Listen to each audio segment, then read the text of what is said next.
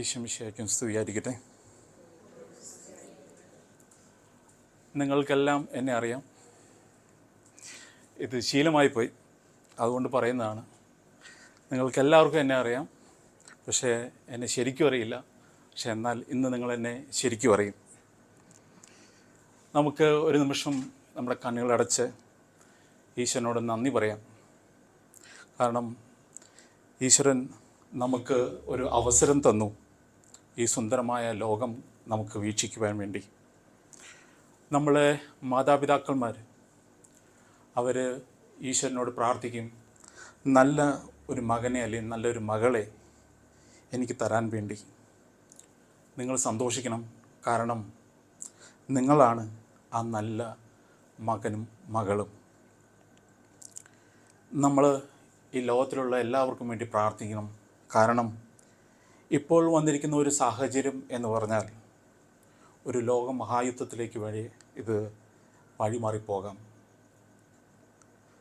അതിനുവേണ്ടി നമ്മൾ ഉണർന്നിരുന്ന് പ്രാർത്ഥിക്കണം. എല്ലാവർക്കും നഷ്ടങ്ങൾ മാത്രം ഉണ്ടാകുകയുള്ളൂ. ഇനി നമ്മുടെ കണ്ണുകൾ തുറക്കാം. നിങ്ങളോർക്കും നല്ലൊരു സ്പീച്ച് കേൾക്കാൻ വേണ്ടി വന്ന ഞങ്ങൾക്ക് ഈ യുദ്ധത്തിൻ്റെ കഥയൊക്കെ പറഞ്ഞ് പേടിപ്പിക്കുകയാണോ ഒന്ന്? ശരിക്കും അല്ല. ഇന്ന് ഈ സ്പീച്ച് എൻ്റെ അവസാനത്തെ സ്പീച്ചാണ്. ഒമാനിൽ നുണ പറയുന്നതുകൊണ്ട് വാറ്റും ടാക്സും ഒന്നുമില്ലല്ലോ, അതുകൊണ്ട് ഞാൻ ചെറിയൊരു നുണ പറഞ്ഞതാണ്, നിങ്ങളെ സന്തോഷിപ്പിക്കാൻ വേണ്ടി മാത്രം. ജീവിതത്തിൽ നമ്മൾ നന്ദിയുള്ളവരായിരിക്കണം. വിശുദ്ധ ബൈബിളിൽ ലൂക്കോസ് 17-ാം അധ്യായം 13 മുതൽ ഉള്ള വചനത്തിൽ ഒരു കഥ പറയുന്നുണ്ട്. കുഷ്ഠരോഗികളുടെ ഒരു കഥയുണ്ട്. അതിൽ 10 കുഷ്ഠരോഗികൾ ഈശോ പോകുന്നത് കണ്ട് ഉയർക്കെ ഒത്തിരി സ്വരത്തിൽ കരഞ്ഞു, ഞങ്ങളുടെ മേൽ കരുണയുണ്ടാകണമേ എന്ന്. ഈശോ അവരുടെ അടുത്ത് വന്നിട്ട് പറഞ്ഞു, നിങ്ങളുടെ ന്യായാധിപന്മാരുടെ അടുത്തേക്ക് പോവുക, നിങ്ങളെ തന്നെ കാണിച്ചു കൊടുക്കുക എന്ന്. ആ 10 കുഷ്ഠരോഗികളും തിരിച്ച് പോകുന്ന വഴിക്ക് അവർക്ക് സൗഖ്യം കിട്ടി എന്നാണ് ആ കഥ പറയുന്നത്. അതിൽ ഒരാൾ മാത്രമേ തിരിച്ചു വന്ന് ഈശോയുടെ കാലിൽ വീണ് ദൈവത്തിന് നന്ദി പറഞ്ഞുള്ളൂ. അപ്പോൾ ഈശോ ചോദിച്ചു, എന്തുകൊണ്ട് ഒരാൾ മാത്രം നന്ദി പറഞ്ഞു, ഒരാൾ മാത്രം തിരികെ വന്ന് നന്ദി പറഞ്ഞു എന്ന്. ഇതിൽ നിന്ന് നമുക്കെന്ത് മനസ്സിലാക്കാം? നമ്മൾ എപ്പോഴും നന്ദിയുള്ളവരായിരിക്കണം. ജീവിതത്തിൽ എപ്പോഴും നമുക്ക് ഈ നല്ലൊരു സുന്ദരമായ ജീവിതം കിട്ടിയതിന് നമ്മൾ നന്ദിയുള്ളവരായിരിക്കണം. നമ്മളുടെ ഈ ജനനം 21st സെഞ്ച്വറിയിലായതുകൊണ്ട് നമുക്ക് യൂട്യൂബുണ്ട്, വാട്സപ്പുണ്ട്, ടിക്ടോക്ക് ഉണ്ട്. പക്ഷേ നമ്മുടെ മാതാപിതാക്കൾ അല്ലെങ്കിൽ 1950കളിൽ ജനിച്ച ആൾക്കാർക്ക് അവർക്കിതൊന്നുമില്ലായിരുന്നു. ഇലക്ട്രിസിറ്റി ഇല്ല, വെള്ളമില്ല, കിലോമീറ്റേഴ്സ് അവർ നടന്നിട്ടുണ്ട്. അവരുടെ ജീവിതത്തിൽ എന്തോരം സ്ട്രഗിൾ എടുത്തിട്ടാണ് നിങ്ങളെയൊക്കെ വളർത്തി വലുതാക്കിയെന്ന് നമ്മൾ ഒരു നിമിഷം ചിന്തിക്കണം. പണ്ട് എൻ്റെ അമ്മ പറഞ്ഞ് ഞാൻ ഓർക്കുന്നു, ട്രെയിനിൽ ടിക്കറ്റ് ബുക്കിംഗ് കിട്ടാത്തപ്പോൾ ഈ സീറ്റിൻ്റെ ഇടയ്ക്കുള്ള ഭാഗത്ത് ഈ ബെഡ്ഷീറ്റ് വിരിച്ച് എന്നെ അമ്മ കിടത്തി ഉറക്കിയിരുന്നു എന്ന്. അപ്പോൾ അത്രയും സ്ട്രഗിൾസൊക്കെ എടുത്തിട്ടാണ് നമ്മുടെ മാതാപിതാക്കന്മാർ നമ്മളെ വളർത്തിക്കൊണ്ട് വരുന്നിരിക്കുന്നത്. അവർക്ക് വേണ്ടി നമ്മൾ പ്രാർത്ഥിക്കണം, അവരുടെ ത്യാഗത്തെ നമ്മൾ മനസ്സിലാക്കണം. ആ ത്യാഗങ്ങളെല്ലാം അവർ ചെയ്തത് നമ്മൾക്കൊരു നല്ല ഭാവി ഉണ്ടാകാൻ വേണ്ടിയാണ്. ഒരു നന്ദിയുടെ കഥ പറഞ്ഞുകൊണ്ട് ഇന്നത്തെ സ്പീച്ച് ഇവിടെ തുടങ്ങാം. എനിക്ക് ഇവിടെ ജോലി കിട്ടിയതിന് ശേഷവും ഞാൻ നാട്ടിൽ പോകുമ്പോൾ ഞാൻ പഠിച്ച കോളേജിൽ പോയിട്ട്, അതായത് BA-ക്കും MA-ക്കും പഠിച്ച കോളേജിൽ പോയിട്ട് അവിടുത്തെ ടീച്ചേഴ്സിനെ കാണാൻ പോകാറുണ്ടായിരുന്നു. അവിടുത്തെ ടീച്ചേഴ്സിനെ കാണാൻ പോകുമ്പോൾ വെറും കയ്യാലല്ല പോകുന്നത്, ഒരു പൊതിയുമായിട്ടാണ് പോകുന്നത്. ആ പൊതിയുമായി പോയി അവരുടെ മുമ്പിൽ നിന്ന് ഓരോ ടീച്ചേഴ്സിനെയും സെപ്പറേറ്റ് പോയി കണ്ട് അവർക്ക് ആ പൊതിയിൽ നിന്ന് സ്വീറ്റ്സ് ഓഫർ ചെയ്യും.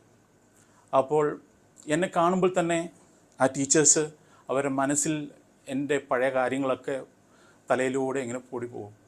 ഞാൻ കാണിച്ചു കൂട്ടിയ കുറുമ്പുകൾ, ഞാൻ എങ്ങനെയൊക്കെ അവരോട് ബിഹേവ് ചെയ്തു, ഇതെല്ലാം അവരുടെ തലയിൽ കൂടി ഇങ്ങനെ മാറി മറിഞ്ഞു പോകും. ഞാനിങ്ങനെ ഓരോ ടീച്ചേഴ്സിൻ്റെ അടുത്ത് പോയിട്ട് സ്വീറ്റ്സ് ഓഫർ ചെയ്തു. അപ്പോൾ ഓരോരുത്തരും അതിനകത്തുനിന്ന് ഓരോ ലഡു എടുത്തു.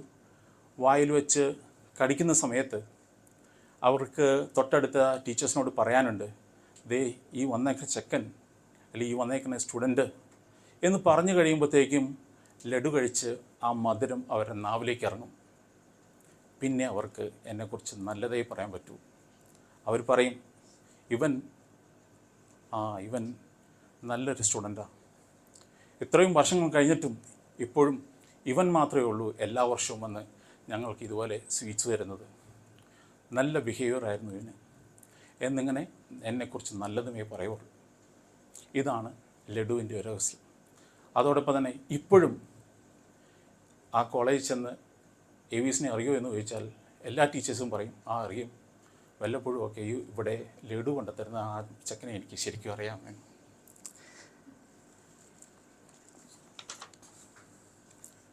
വേറൊരു കഥയിലേക്ക് കിടക്കാം. എൻ്റെ കൂടെ MPhil പഠിച്ചിരിക്കുന്ന സുഹൃത്തുക്കൾ എപ്പോഴും പറയും, നീ ഉണ്ണിയപ്പം കൊടുത്താണ് PhDക്ക് അഡ്മിഷൻ മേടിച്ചത്. ശരിയാണ്. കാരണം ഞാൻ MPhil പഠിക്കുമ്പോൾ നാട്ടിൽ പോയിട്ട് വരുമ്പോൾ നിറച്ച് ഉണ്ണിയപ്പം കൊണ്ടുവരും. എൻ്റെ ഗൈഡിന് കൊടുക്കും, ഗൈഡ് അത് കഴിക്കും. അങ്ങനെ സ്ഥിരമായി ഉണ്ണിയപ്പം കൊടുത്ത് അദ്ദേഹത്തിന് എന്നോടൊരു മമതയുണ്ടായി. അപ്പോൾ ഞാൻ സാറിനോട് പറഞ്ഞു, സാറേ MPhil തീരാറായി, എനിക്ക് PhD ചെയ്യാൻ ആഗ്രഹമുണ്ട്. അപ്പോൾ സാറ് പറഞ്ഞു, ശരി, ഞാൻ നിനക്ക് PhD ശരിയാക്കി തരാം, അല്ലെങ്കിൽ അതിനുള്ള അഡ്മിഷന് വേണ്ടി നോക്കാം എന്ന്. നമ്മൾ ചെറിയ ഒരു കാര്യങ്ങൾ ചെയ്തേ ഉള്ളൂ, അത് വലിയൊരു കാര്യത്തിലേക്ക് നീട്ടിപ്പോയിരിക്കും. നമ്മളെപ്പോഴും നന്ദിയുള്ളവരായിരിക്കണം എന്നേ എനിക്ക് പറയാനുള്ളൂ. ഇപ്പോൾ നിങ്ങളുടെ മനസ്സിൽ കൂടെ ഇങ്ങനെ പോകുന്നുണ്ടാവും, കഴിഞ്ഞ ദിവസം പറഞ്ഞ സ്പീച്ച് വാലൻ്റൈൻ സ്പെഷ്യൽ അതെവിടെ പോയി, ഇങ്ങനെ ലാഗ് അടിപ്പിക്കാതെ അതൊന്ന് പറഞ്ഞുകൂടെയെന്ന്.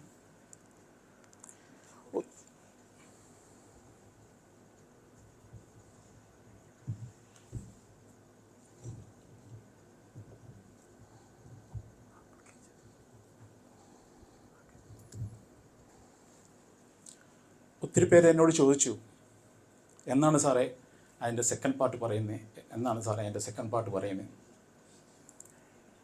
ക്ഷമിക്കണം, തള്ളിച്ചിരി കൂടിപ്പോയി. 1-2 പേര് എന്നോട് ചോദിച്ചു. ഞാൻ സംസാരിച്ചുകൊണ്ടിരുന്നത് എൻ്റെ പ്രശ്നങ്ങൾ മാത്രമായിരുന്നു. പെട്ടെന്ന് ഒരു ദിവസം അവൾ ക്ലാസ്സിൽ വന്നില്ല. അന്ന് ആദ്യമായി എൻ്റെ ഹൃദയം പടപട എന്നിടിച്ചു. നിങ്ങൾ വൃത്തിയുടെ രീതിയിലൊന്നും ചിന്തിക്കേണ്ട, കാർ ആക്സിഡൻ്റ് ഒന്നും ഉണ്ടായിട്ടില്ല. അവൾക്ക് പനി പിടിച്ച് ഹോസ്റ്റലിൽ കിടപ്പായിരുന്നു. പിറ്റേ ദിവസം അവൾ വന്നു. ഞങ്ങൾ ക്ലാസ്സിൽ വെച്ച് സംസാരം തുടങ്ങി. എനിക്ക് പെണ്ണുങ്ങളോട് സംസാരിക്കാനുള്ള ആ വൈമുഖ്യം മാറിത്തുടങ്ങി. ലെക്ചർ സ്റ്റാൻഡിൻ്റെ മുമ്പിൽ നിന്ന് ഞാൻ ആത്മവിശ്വാസത്തോടെ സംസാരിക്കാൻ തുടങ്ങി. ഒരു ദിവസം സൂര്യ TV കോമ്പറ്റീഷൻ ഉണ്ടായിരുന്നു, നിങ്ങളുടെ ചോയ്സ് എന്ന പ്രോഗ്രാം. ആ പ്രോഗ്രാമിലേക്ക് പോകാൻ വേണ്ടി അവൾ എണീറ്റ് ക്ലാസ്സിൽ നിന്ന് സാറിൻ്റെയും മറ്റ് സ്റ്റുഡൻസിൻ്റെയും ഫ്രണ്ടിൽ വെച്ച് എവീസ് വാ എന്ന് പറഞ്ഞുകൊണ്ട് എന്നെ ധൈര്യപൂർവ്വം വിളിച്ചു. എനിക്ക് വിറയലുള്ളത് കൊണ്ട് അവൾ എൻ്റെ അടുത്ത് നിന്ന് ആ പ്രോഗ്രാമിൽ പങ്കെടുത്ത് എനിക്ക് ധൈര്യം തന്നു. പിന്നീട് ഈ പ്രോഗ്രാം സൂര്യ TV വന്നപ്പോൾ ഞാനത് VCRൽ റെക്കോർഡ് ചെയ്ത് സൂക്ഷിച്ചിട്ടുണ്ട്. പിന്നീട് ഡിഗ്രിക്ക് ടൂറ് പോയപ്പോൾ അവൾ എന്നോട് പറഞ്ഞു, ഞങ്ങൾ രണ്ടുപേരും പറഞ്ഞു, നമുക്ക് ഓർമ്മയ്ക്ക് വേണ്ടി ഒരു ഫോട്ടോ എടുക്കാം. അങ്ങനെ ഞങ്ങൾ ഊട്ടിയിൽ ഗാർഡനിൽ വെച്ച് ഒരുമിച്ച് നിൽക്കുന്ന ഒരു ഫോട്ടോ എടുത്തു. ആ ട്രിപ്പ് ബസ്സിൽ, ടൂർ ട്രിപ്പിൽ കുച്ച് കുച്ച് ഹോത്തായ എന്നുള്ള സിനിമ ഞാൻ റെക്കോർഡ് ചെയ്ത് അവിടെ വെച്ച് പ്ലേ ചെയ്തു. അവൾക്ക് ഹിന്ദി അറിയില്ലാത്തതുകൊണ്ട് ഞാൻ അവളുടെ സീറ്റിൻ്റെ അടുത്ത് തറയിലിരുന്ന് അവൾക്ക് വേണ്ടി ഞാൻ ട്രാൻസ്ലേറ്റ് ചെയ്ത് കൊടുത്തു. ഞങ്ങളെടുത്ത ഫോട്ടോ ഞങ്ങളൊരു ഫ്രെയിം ചെയ്ത് എൻ്റെ റൂമിലെ TVയുടെ മുകളിൽ വെച്ചപ്പോൾ എൻ്റെ ഫാദർ പറഞ്ഞു, ഇത് മറ്റുള്ളവരും കാണില്ലേ എന്ന്. അപ്പോൾ ഞാൻ പറഞ്ഞു, ഞാൻ തെറ്റൊന്നും ചെയ്യുന്നില്ല, അതുകൊണ്ട് എനിക്ക് കുഴപ്പമില്ല. അത്രയ്ക്കും ബോൾഡായിരുന്നു ഞാൻ അന്ന്. എന്നെ അത്ഭുതപ്പെടുത്തിയ ഒരു കാര്യം എന്താണെന്ന് വെച്ചാൽ, എൻ്റെ ജീവിതത്തിലെ എല്ലാ ഡൗട്ട്സുകൾക്കും അവളുടെ കയ്യിൽ ആൻസേഴ്സ് ഉണ്ടായിരുന്നു. അങ്ങനെ ഫെയർവെൽ ഡേയുടെ ദിവസമായപ്പോൾ ഞാൻ എൻ്റെ അമ്മയോട് ചോദിച്ചു, ഇത്രയൊക്കെ ഹെൽപ്പ് ചെയ്ത അവർക്ക് ഞാൻ എന്താണ് ഗിഫ്റ്റായിട്ട് കൊടുക്കേണ്ടത്? അവിടെ ടി വിയുടെ മുകളിൽ ഒരു ഡാൻസിങ് ഡോൾ ഇരിപ്പുണ്ടായിരുന്നു. അമ്മയോട് ചോദിച്ചു, ഞാനത് കൊടുത്തോട്ടെ? അമ്മ പറഞ്ഞു, നിൻ്റെ ഇഷ്ടം പോലെയെന്ന്. അങ്ങനെ ചെയ്യ ചെയ്യ എന്ന പാട്ട് പാടുന്ന ആ ഡാൻസിങ് ഡോൾ എടുത്ത് ഞാൻ അതിൽ മിസ് ന്യൂമാൻ എന്ന് ടൈറ്റിൽ എഴുതി അവൾക്ക് വേണ്ടി ഗിഫ്റ്റ് റെഡിയാക്കി വെച്ചു. പിറ്റേ ദിവസം ഫെയർവെൽ ഡേ ആയിരുന്നു. അന്ന് ഞങ്ങൾ ഗ്രൂപ്പ് ഫോട്ടോയിൽ ഒരുമിച്ച് നിന്ന് ഫോട്ടോ എടുത്തു. ലൈബ്രറിയുടെ മുമ്പിൽ വെച്ച് അവൾക്ക് ഞാൻ ഗിഫ്റ്റ് കൊടുത്തു. ഗിഫ്റ്റ് മേടിച്ച് അവൾ നടന്നു പോകുന്നു. ആ നടന്നു പോകുന്ന രംഗം ഞാൻ നോക്കി നിൽക്കുന്നു. ആ സമയത്ത് അവളെ ഏതെങ്കിലും നിമിഷത്തിൽ തിരിഞ്ഞു നോക്കിയിരുന്നെങ്കിൽ ഞാൻ ഓടിച്ചെന്ന് മുട്ടിൽ നിന്ന് അവളോട് പറഞ്ഞേനെ, എനിക്ക് നിന്നെ ഇഷ്ടമാണ് എന്ന്. പക്ഷേ അവൾ നടന്നു പോകുന്നത് ഞാൻ നോക്കി നിന്നു. അന്നാണ്, ആ ദിവസത്തിനൊരു പ്രത്യേകതയുണ്ട്. അന്നാണ് ഞാൻ അവളെ അവസാനമായി മീറ്റ് ചെയ്യുന്നത്. ഇനി എന്താ സംഭവിച്ചതെന്നുള്ളത് അടുത്ത സ്പീച്ച് പറയാം. എന്തുകൊണ്ടാണ് ഞാൻ ഇപ്പോഴും അവളെ റെസ്പെക്റ്റ് ചെയ്യുന്നത് എന്ന് വെച്ചാൽ, കാരണം എൻ്റെ ഫാദർ എല്ലാ വർഷവും ഞാൻ പഠിക്കുന്ന സ്ഥാപനത്തിൽ വന്ന് എൻ്റെ പെർഫോമൻസ് ഇവാലുവേറ്റ് ചെയ്യുമായിരുന്നു. സെക്കൻഡ് ഇയറിൽ എൻ്റെ കോളേജിൽ വന്നപ്പോൾ ഒരു സാറ് എന്നെക്കുറിച്ച് കുറേ കംപ്ലയിൻസുകൾ പറഞ്ഞു. അതേ സാറ് തന്നെ ഡിഗ്രിയുടെ തേർഡ് ഇയറിൽ ഫാദർ കോളേജിൽ വന്നപ്പോൾ സാറ് പറഞ്ഞു, ഇത്രയും നല്ല സ്റ്റുഡൻറ്റ്, നല്ല ബിഹേവിയർ, എങ്ങനെ എല്ലാ കാര്യങ്ങളും പറഞ്ഞു. ഇപ്പോഴും എൻ്റെ ഫാദർ പറയും, നിന്നെക്കുറിച്ച് ഒരാൾ മാത്രമേ നല്ലത് പറയുന്നത് ഞാൻ കേട്ടിട്ടുള്ളൂ എന്ന്. എനിക്കറിയാം, അവളാണ് എന്നെക്കുറിച്ചുള്ള ബാഡ് ഇമേജ് മാറ്റി ഗുഡ് ഇമേജ് ആക്കി തന്നത്. ഇനി ഞാൻ പറയാൻ പോകുന്നത് എൻ്റെ ഫൈനൽ ഗേൾ ഫ്രണ്ടിനെ കുറിച്ചാണ്. ഇവിടെ ജോലിയൊക്കെ കിട്ടി 2007-2008 സമയങ്ങളിൽ മസ്കറ്റിലൊക്കെ പോയി കറങ്ങി നടക്കുന്ന സമയത്ത് എൻ്റെ ഫാദർ എന്നോട് പറഞ്ഞു, നിനക്ക് കല്യാണം കഴിക്കാൻ സമയമായി എന്ന്. അപ്പം ഞാൻ തിരിച്ച് ചോദിച്ചു, ഈ ഇൻ്റർനെറ്റൊക്കെ ഉള്ള കാലഘട്ടത്തിൽ ആരെങ്കിലും കല്യാണം കഴിക്കുമെന്ന്. അപ്പോൾ എൻ്റെ ഫാദർ പറഞ്ഞു, വൈഫ് എന്നാൽ വറി ഇൻവൈറ്റഡ് ഫോർ എവർ ആണെങ്കിൽ പോലും it is A necessary evil in your life എന്ന്. അപ്പോൾ ഞാൻ പറഞ്ഞു, ശരി ആയിക്കോട്ടെ. അങ്ങനെ മാട്രിമോണിയിൽ പ്രൊഫൈലൊക്കെ ഇട്ടു.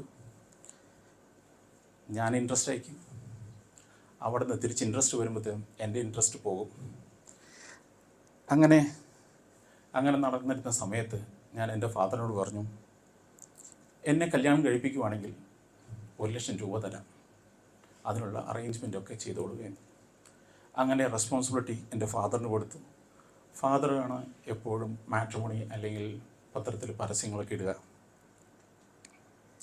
അപ്പോൾ ദിവസവും രാവിലെ എണീറ്റ് ലീവിൽ പോയി കഴിയുമ്പോൾ ഞാൻ ചോദിക്കും, ഇന്ന് എങ്ങോട്ടാണ്, വടക്കോട്ടാണോ തെക്കോട്ടാണോ? രാവിലെ പെണ്ണ് കാണാൻ പോകലാണ് എൻ്റെ ജോലി. ഒരു 10 മിനിറ്റ് വർത്തമാനം പറഞ്ഞിരിക്കും. എൻ്റെ കോൺസെൻട്രേഷൻ മൊത്തം അവിടെ ഇരിക്കുന്ന ലഡുവും ജിലേബിയിലും മാത്രമാണ്. ഞാൻ എൻ്റെ ഫാദറിനോട് ഒരേ ഒരു കാര്യം ഇപ്പോൾ പറഞ്ഞോളൂ, ഒരിക്കലും എന്നെ ഫോഴ്സ് ചെയ്യാൻ പാടില്ല. 2, എന്നോട് ഒന്നിനും എക്സ്പ്ലനേഷൻ ചോദിക്കാൻ പാടില്ല. അങ്ങനെ ഒരു പ്രാവശ്യം ലീവിൽ ജസ്റ്റ് ചേച്ചിയുടെ അനുഗ്രഹമൊക്കെ മേടിച്ച് ഞാൻ നാട്ടിൽ പോയി.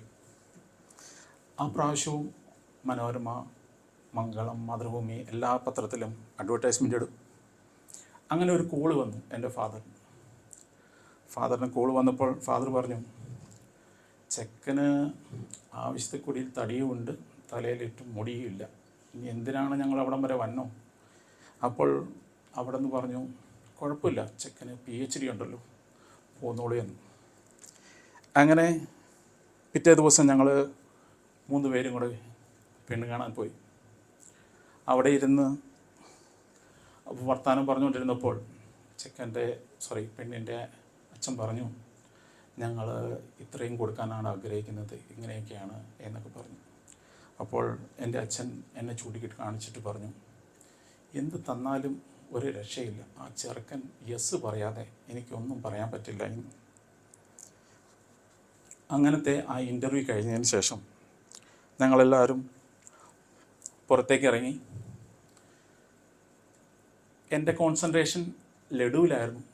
പക്ഷേ അന്ന് അവിടെ ലഡു ഇല്ലായിരുന്നു. കിട്ടിയതാണെങ്കിലോ നട്ട്സ് എത്ര എണ്ണം കഴിക്കാൻ പറ്റും?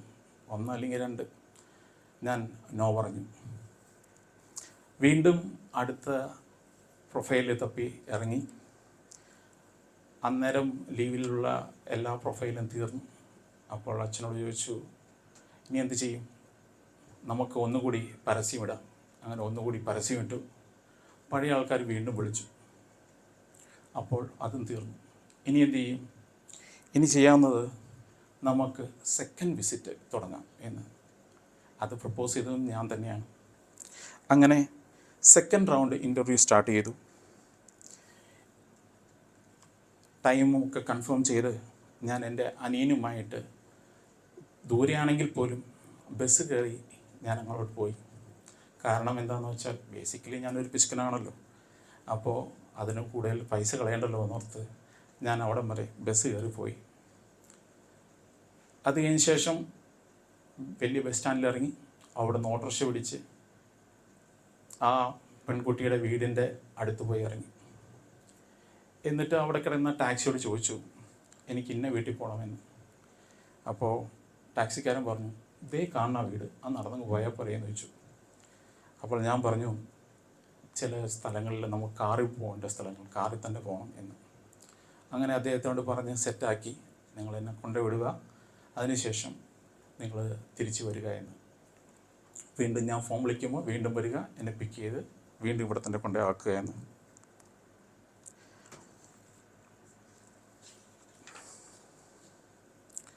അങ്ങനെ 30 മിനിറ്റാണ് എനിക്ക് തന്നിരിക്കുന്ന സമയം. ഞാൻ അവിടെ ചെന്നു, പെൺകുട്ടിയുമായിട്ട് ഇൻട്രാക്ഷൻ സ്റ്റാർട്ട് ചെയ്തു. ആദ്യത്തെ ചോദ്യം, എന്തുകൊണ്ടാണ് നിങ്ങൾ നെയിൽ പോളിഷ് ഇടാത്തത്? കുട്ടി പറഞ്ഞു, വീട്ടിൽ സെർവൻ്റ് ഉണ്ടെങ്കിൽ പോലും പാത്രം കഴുകാൻ അല്ലെങ്കിൽ ഫുഡ് ഉണ്ടാക്കുന്നതൊക്കെ ഞാനായിരിക്കും, അതുകൊണ്ടാണ് നെയിൽ പോളിഷ് ഇടാത്തതെന്ന്. രണ്ടാമത്തെ ചോദ്യം, SSLCക്ക് എത്ര മാർക്കുണ്ടായിരുന്നു? അപ്പോൾ പെൺകുട്ടി പറഞ്ഞു, 45%, എല്ലാത്തിലും 45% മുകളിൽ മാർക്കുണ്ടായിരുന്നു.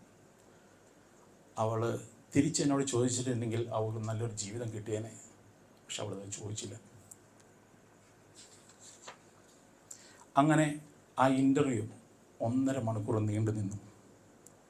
കുറച്ച് കഴിഞ്ഞപ്പോൾ ആ പെൺകുട്ടി പറഞ്ഞു, ചോദിക്കാനുള്ളത് മൊത്തം ചോദിച്ചോ, ഇനിയുണ്ടോ ചോദിക്കാൻ? ചോദിക്കുക എന്ന്. അവസാനം ഞാൻ എൻ്റെ വിസിറ്റിംഗ് കാർഡ് ഫാദർ ഇൻ ലോയ്ക്ക് കൊടുത്തിട്ട് പറഞ്ഞു, ഇനി എന്നെക്കുറിച്ച് വേണമെങ്കിൽ അന്വേഷിക്കാമെന്ന്. നിങ്ങൾ പറയും, എന്തായിരിക്കാം അടുത്ത സ്റ്റെപ്പ്? ഞാൻ യെസ് പറഞ്ഞോ നോ പറഞ്ഞു? ഞാൻ വീണ്ടും നോ പറഞ്ഞു. കാരണം ഇനി 3rd സ്റ്റെപ്പ് അന്വേഷണ കമ്മീഷൻ. അങ്ങനെ അന്വേഷണ കമ്മീഷൻ വച്ചു. എൻ്റെ റിപ്പോർട്ട് വന്നു. ഇനി ഫാദർ പറഞ്ഞു, ഇനി എനിക്ക് വിശ്വാസമില്ല, കാരണം നീ ഇനി വേണമെങ്കിൽ വീണ്ടും മാറ്റി പറയും. അപ്പോൾ ആര് ഇനി ഫാദറിൽ അദ്ദേഹത്തിനോട് ഫോൺ വിളിച്ച് പറയും? അപ്പോൾ ഞാൻ പറഞ്ഞോളാം. അങ്ങനെ എൻ്റെ അടുത്തുള്ള പള്ളിയുടെ ഫ്രണ്ടിൽ പോയി നിന്ന് ഞാൻ ഫോൺ വിളിച്ചു. ക്ഷമിക്കണം, ഇതൊന്നും നാട്ടു നടപ്പുള്ള കാര്യങ്ങളല്ല, പക്ഷേ എനിക്കിതൊക്കെ ചെയ്യേണ്ടി വന്നു. ഞാൻ പിന്നെ ഒരു റബ്ബർ തോട്ടത്തിൻ്റെ കഥ എടുത്തിട്ടു. നമ്മളൊരു റബ്ബർ തോട്ടം മേടിച്ച് കഴിഞ്ഞാൽ ഇഷ്ടപ്പെട്ടില്ലെങ്കിൽ അത് പിറ്റേ ദിവസം നമുക്ക് മറച്ചു വയ്ക്കാം. പക്ഷേ ഇതൊരു 50 വർഷത്തിൻ്റെ ജീവിതമാണ്. നമുക്കൊരിക്കലും അങ്ങനെ മറച്ചു വയ്ക്കാനോ ഒന്നും സാധിക്കില്ല. അതുകൊണ്ട് തീരുമാനമെടുക്കുമ്പോൾ അത് നല്ല തീരുമാനമെടുക്കണമല്ലോ എന്ന്. അതിനുവേണ്ടിയാണ് ഇത്രയും സമയമെടുത്തതെന്നൊക്കെ പറഞ്ഞ് ഡയലോഗൊക്കെ ഫിറ്റ് ചെയ്തു. ആ ഡയലോഗിൽ അദ്ദേഹം വീണു. പിന്നെ കാര്യങ്ങളൊക്കെ പെട്ടെന്നായിരുന്നു. പിന്നെ കാര്യങ്ങളെല്ലാം പെട്ടെന്ന് നടന്നു. കല്യാണമൊക്കെ ഉറപ്പിച്ച് ഞാനിങ്ങോട്ട് തിരിച്ചു വന്നു. ഇവിടെ വന്നപ്പോൾ എല്ലാവരും ചോദിച്ചു, പെൺകുട്ടിയുടെ പേരെന്താ? ഞാൻ പറഞ്ഞു, എനിക്കറിയില്ല. പെൺകുട്ടിയുടെ ഫോട്ടോ, അതും എനിക്കറിയില്ല. കുറച്ച് ദിവസം കഴിഞ്ഞപ്പോൾ എനിക്കൊരു മെസ്സേജ് വന്നു. It is time for us to talk എന്ന് പറഞ്ഞു. ഞാൻ തിരിച്ച് മെസ്സേജ് അയച്ചു, കല്യാണത്തിന് മുമ്പ് സംസാരിക്കുന്നതൊക്കെ പാപമാണ് എന്ന്. പക്ഷേ വീണ്ടും മെസ്സേജ് വന്നു, നീഡ് ടു ടോക്ക് എന്ന് പറഞ്ഞു. ശരി, നമുക്ക് സംസാരിക്കാം എന്ന് പറഞ്ഞ് ഞാൻ വീണ്ടും വൈകിട്ട് സംസാരിച്ചു. പിന്നെ സാറായതുകൊണ്ടാണെന്ന് എനിക്കറിയില്ല, ചോദ്യോത്തര വേദിയാണ്. അപ്പോൾ ഞാൻ ചോദിച്ചു, ഒരു ഭർത്താവിന് വേണ്ട 10 ഗുണങ്ങൾ ഏതൊക്കെയാണ്? അങ്ങനെ ഓരോരോ ചെറിയ ചോദ്യങ്ങളായിരുന്നു ഞാൻ ചോദിച്ചുകൊണ്ടിരുന്നത്. ഞാൻ അവസാനമായി ഒരു ചോദ്യം ചോദിച്ചു, ഭർത്താവ് എന്ന രീതിയിൽ എൻ്റെ പ്രവൃത്തിയിൽ നിൻ്റെ അഭിപ്രായം എന്താണെന്ന് ഞാൻ ചോദിച്ചു. അപ്പോൾ അവൾ പറഞ്ഞു, ഇതിനുള്ള ഉത്തരം ഒരു 10 വർഷത്തിന് ശേഷം ഞാൻ തരാമെന്ന്. കഴിഞ്ഞ 10 വർഷം കഴിഞ്ഞപ്പോൾ ഞാൻ വീണ്ടും അവളോട് ചോദിച്ചു, എന്താണ് എൻ്റെ അഭിപ്രായം എന്ന്. അവൾ ഇത്തിരി നേരം മിണ്ടാതെ ഇരുന്നിട്ട് എന്നോട് പറഞ്ഞു, തൃശ്ശൂർ ഭാഷയിൽ പറഞ്ഞ എൻ്റെ ജീവിതം നായി നോക്കിയെന്ന്.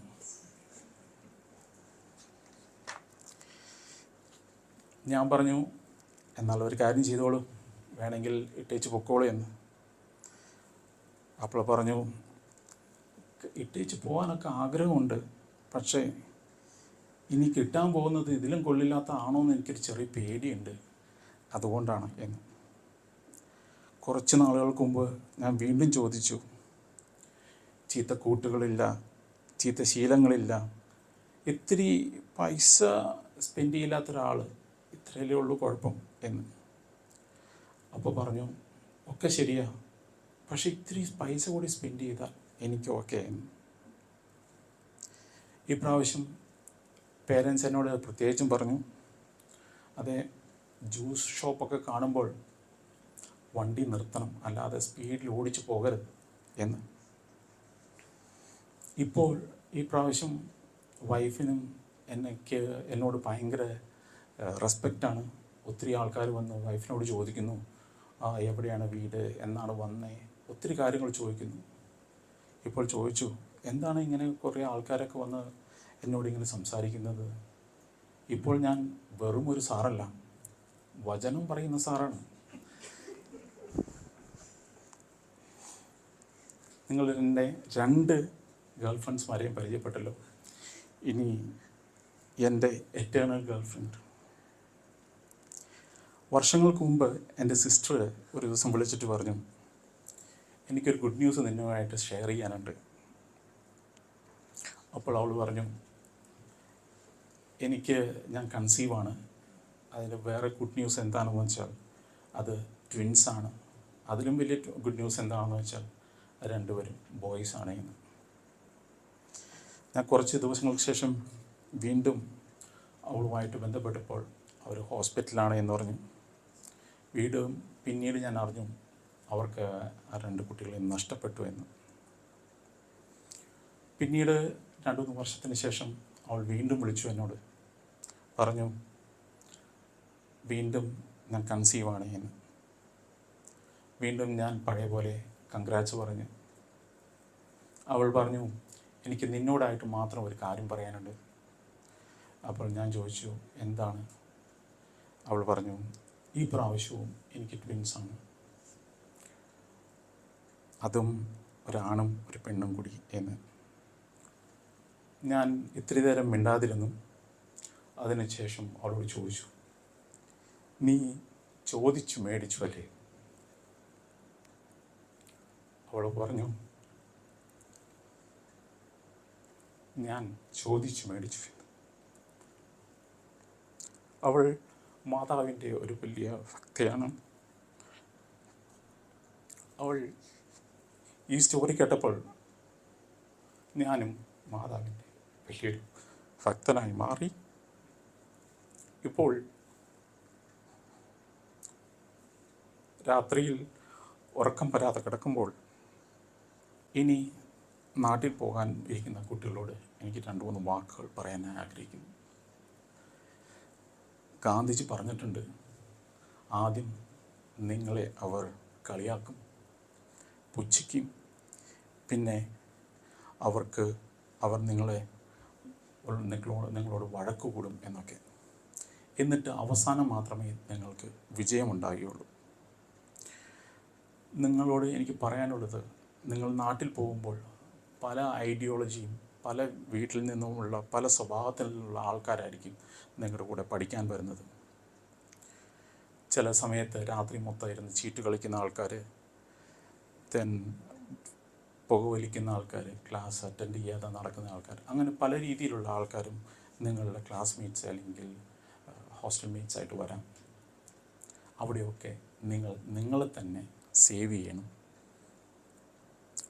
നിങ്ങളുടെ പലതരത്തിലുള്ള ടെംപ്റ്റേഷനിൽ നിങ്ങളിൽ നിന്ന് മാറ്റാൻ വേണ്ടി നിങ്ങളെ ഒരേ ഒരു കാര്യം ചെയ്യുക, നിങ്ങളൊരു കൊന്തയെടുത്ത് കൊന്ത ചെല്ലാൻ ശ്രമിക്കുക.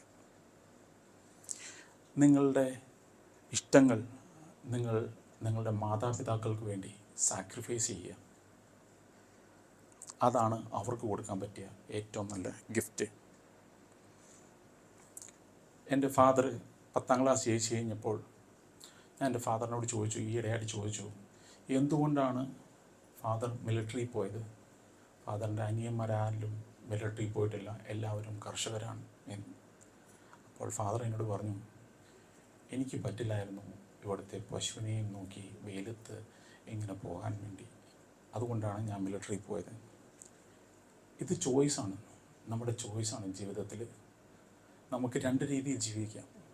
ഒന്ന്, നമുക്ക് ജീവിതത്തെ നമ്മളുടേതായ മാറ്റാം. 2, അല്ലെങ്കിൽ ജീവിതത്തിൽ എന്തെങ്കിലും വരട്ടെ എന്ന് വിചാരിച്ച് അതുപോലെ ജീവിക്കാൻ സാധിക്കും. ജീവിതം എന്ന് പറഞ്ഞാൽ ഒരു വാറാണ്.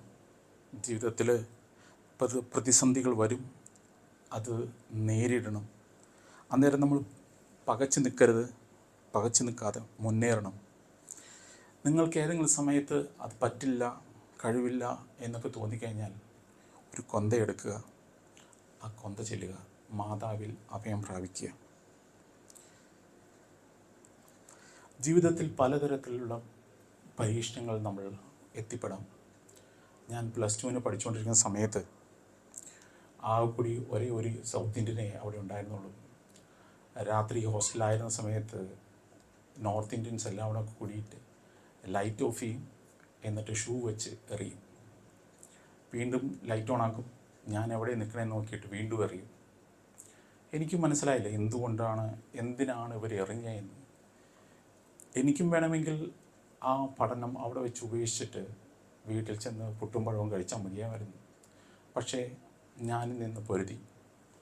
ഇരുട്ടത്താണെങ്കിൽ പോലും എനിക്കും കിട്ടിയ ഒരു ഷൂ ഞാനും ഇരുട്ടത്ത് വെച്ച് ഞാനും അടിച്ചു.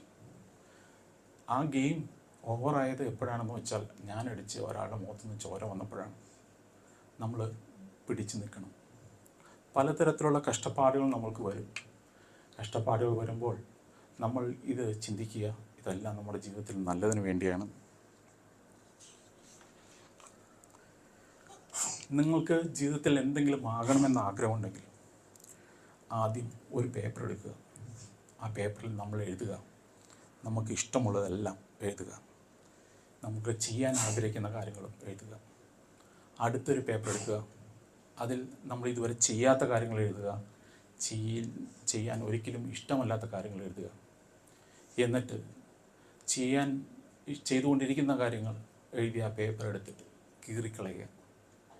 ഒരിക്കലും ചെയ്യാൻ ആഗ്രഹിക്കാത്ത കാര്യങ്ങൾ എഴുതിയ പേപ്പറിൻ്റെ മുകളിൽ എഴുതുക, things to do before I die എന്ന്. എന്നിട്ട് അതിനകത്ത് ഓരോ കാര്യങ്ങളും എഴുതിയിട്ട് ടിക്ക് ചെയ്യുക. പ്രണയം അതൊരു നോർമൽ പ്രതിഭാസമാണ്. ഞാൻ നിങ്ങൾക്ക് നന്നായി പ്രണയിക്കാൻ പറ്റിയ ഒരാൾ പറഞ്ഞുതരാം. അത് നിങ്ങൾ തന്നെയാണ്. നിങ്ങളെ തന്നെ പ്രണയിക്കുക, നിങ്ങളെ തന്നെ ഇഷ്ടപ്പെടുക, നിങ്ങളോട് തന്നെ ഒരു സ്നേഹം കാണിക്കുക. നമ്മളൊരിക്കലും പ്രണയത്തിൽ വീണ് ഒരു ബട്ടർഫ്ലൈസിൻ്റെ അല്ലെങ്കിൽ ഒരു ബട്ടർഫ്ലൈയുടെ പുറകെ ഒരിക്കലും പോകരുത്. അതിന് പകരം നമ്മളെ ഉള്ളിലെ ക്വാളിറ്റീസ് കൂട്ടിയിട്ട് ഒരു ഗാർഡൻ ഉണ്ടാക്കുക. ആ ഗാർഡനിൽ വെറൈറ്റീസ് ഓഫ് ബട്ടർഫ്ലൈസ്, അത് വളരെ ദൂരത്ത് നിന്നാണെങ്കിൽ പോലും അവർ നിങ്ങളെ അന്വേഷിച്ച് വന്നോളും. അവസാനമായി എനിക്ക് നിങ്ങളോട് ഒരു കാര്യമേ പറയാനുള്ളൂ. ജീവിതത്തിൽ 3 കാര്യങ്ങൾ നമ്മൾ നേടിയിരിക്കണം. ഒന്ന്, എഡ്യൂക്കേഷൻ. അതേത് സ്ട്രീമിലാണെങ്കിൽ പോലും അതിൻ്റെ ടോപ്പ് എഡ്യൂക്കേഷൻ നമ്മൾ നേടിയിരിക്കണം. ജോബ്, നമ്മൾ ആഗ്രഹിച്ച ജോലി എത്ര കഷ്ടപ്പെട്ടിട്ടാണെങ്കിലും നമ്മളത് നേടിയിരിക്കണം. 3, പാർട്ട്ണർ. നിങ്ങൾ ഇഷ്ടപ്പെടുന്നയാളെ നിങ്ങൾ കഷ്ടപ്പെട്ട് എടുക്കണം. ഈ 3 കാര്യങ്ങളും നിങ്ങൾക്ക് ഒരിക്കലും ഒരുമിച്ച് കിട്ടില്ല. കിട്ടുകയാണെങ്കിൽ നിങ്ങൾ വരിക. അപ്പോൾ ഞാൻ നിങ്ങളെ ഒരു സക്സസ്ഫുൾ വ്യക്തി എന്ന് വിളിക്കും.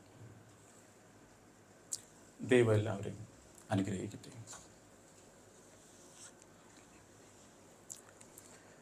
ഇത്രയും നല്ല ഒരു സ്പീച്ച് പറഞ്ഞ എ വി സാറിനും സ്വപ്ന ചേച്ചിക്കും എല്ലാവരും കൈകൾ അടിച്ചുകൊണ്ട് നന്ദി പ്രകടിപ്പിക്കുന്നു.